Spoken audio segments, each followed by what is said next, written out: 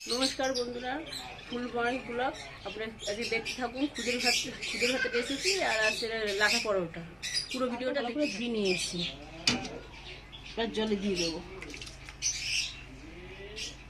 এর মতো নুন দিয়ে দিলাম, পাশে রসুন আছে, এবার খুদের চালের মধ্যে দিয়ে দেবো রসুনটা, আলুটা আর মধ্যে দিয়ে দেবো গোটা রসুন।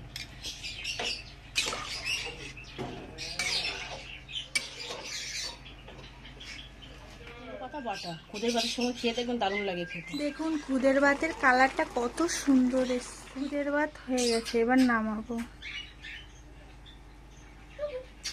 দেখুন কত খুদের ভাত হয়ে গেছে, এবার নামিয়ে দেবো। দেখুন কি সুন্দর দারুণ লাগবে বাটাটা দিয়ে।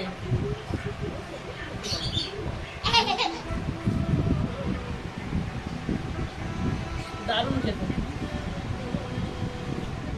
এর মধ্যে বিট নুন, চিনি, লেবু দিয়ে তারপরে ফ্রিজে রেখে দিতে হবে। দিয়ে এটাকে এরকম এরকম বড় এরকম মতো নুন দিলাম, নুনটা দিয়ে আঠাটা দিয়ে ভালো করে মাখিয়ে নিলাম। কি দারুণ খেতে। আপনাদের কাছে যদি ঘি থাকে আপনারা ঘি দিয়ে ভালো করে মাখিয়ে নিলাম। হালকা হালকা গরম জল দিয়ে আটাটা ভালো করে মাখিয়ে নেব।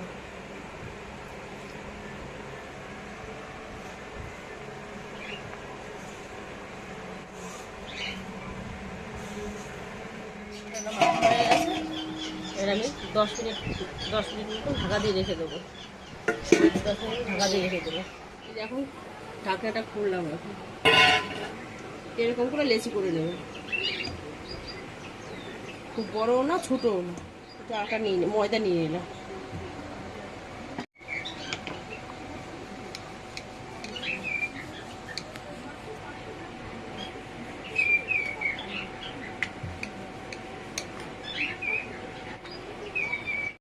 কেটে নেব,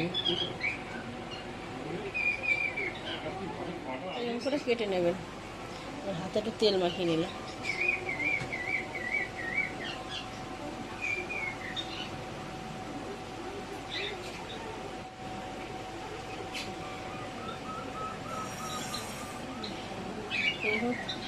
তেলে এরকম ডুবিয়ে নেবেন। হাত দিয়ে লম্বা করে নেবেন।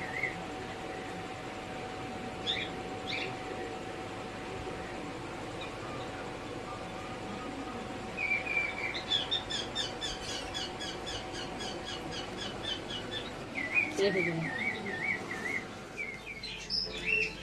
এবার বেলে নেব, হালকা করে বেলে নেবেন।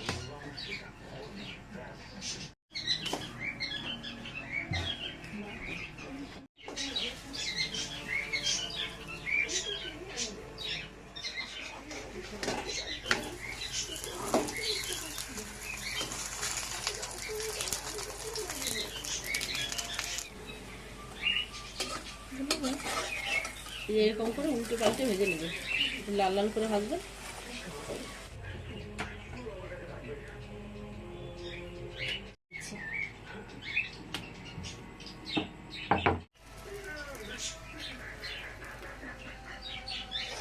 উল্টে নিলাম।